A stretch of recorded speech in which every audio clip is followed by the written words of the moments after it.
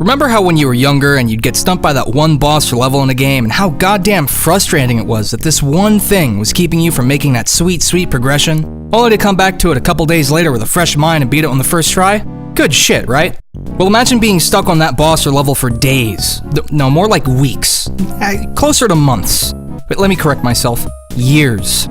Never ever getting past that blockade until you revisit the game many years later? That's Nightmare from Kirby's Adventure for me.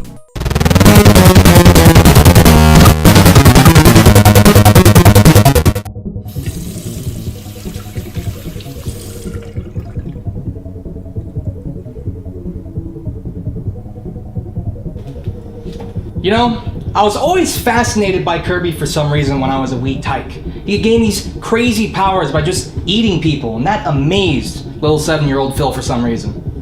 Back then, my family kept the good old Nintendo Entertainment System, or NES for all you gamers out there, at my grandparents'.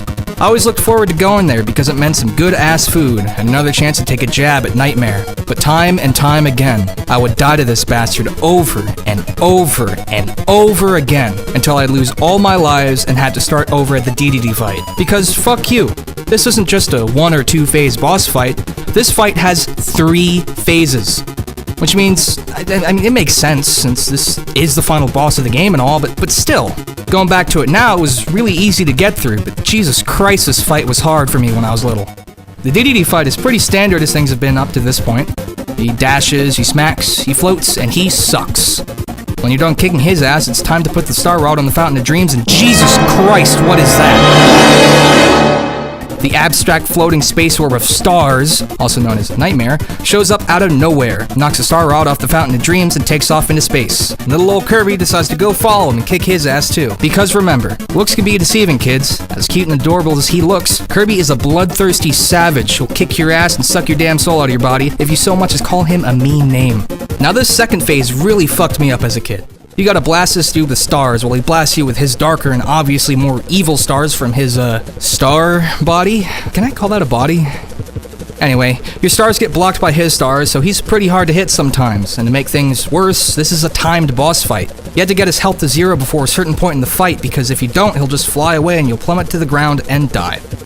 All while this high-tempo, stress-inducing music is playing. And by the way, the music in this game has no right to go as hard as it does. I mean, I'm not complaining since it's good as hell, but goddamn does it go in. If you can manage to beat the spinning star ball of death, you'll both blast off to the moon.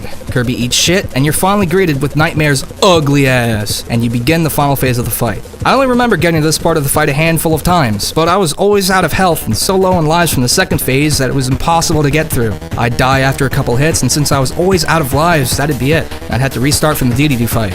On top of that, most of the time he's just invulnerable to damage. You can only damage him after certain attacks by hitting his, is that like static? Or his tornado dick thing? Whatever the hell it is. But yeah, you gotta hit him in the swirly bits, which is a lot easier said than done for a 7-year-old child. I mean, it's easy for me now. Most of his attacks are pretty easy to avoid, but there's one specific attack that always catches me off guard. And he just pops up out of nowhere and starts just projectile vomiting stars at the speed of fucking sound. And it always catches me. I just want to point out the art for this game real quick. See, I know the NES is incredibly limited when it comes to the amount of colors and sprites it can put out at any given time, and this game manages to be one of the prettiest and most colorful games I've ever seen on the system. The end of level thing where you gotta jump into a platform for points or lives stands out specifically. There are so many different contrasting colors you see as you ascend. The way the palette changes from your typical cloudy blues to reds and pastel balloons to the dark blues and purples of space as you go up. It all looks so damn good. Go back to Nightmare. If you hit him in his swirl body enough times, you'll finally defeat him. Kirby returns and puts the star rod back on the Fountain of Dreams, returning dreams to dreamland so people can finally sleep peacefully once again.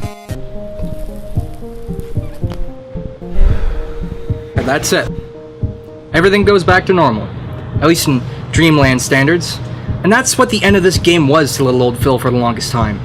A dream. The only thing blocking it being one nightmare of a boss fight. Hey, thanks for sticking it through to the end of the video. Was there a boss or level that you've been stuck on for a long time? Leave it in the comments. We love reading about everyone's experiences. If you liked the video, leave a like, share it around. Maybe try hitting that subscribe button. And if you love the content we make here, then consider hitting us up on Patreon. YouTube isn't a reliable source of support for smaller content creators, and we love making content for you guys.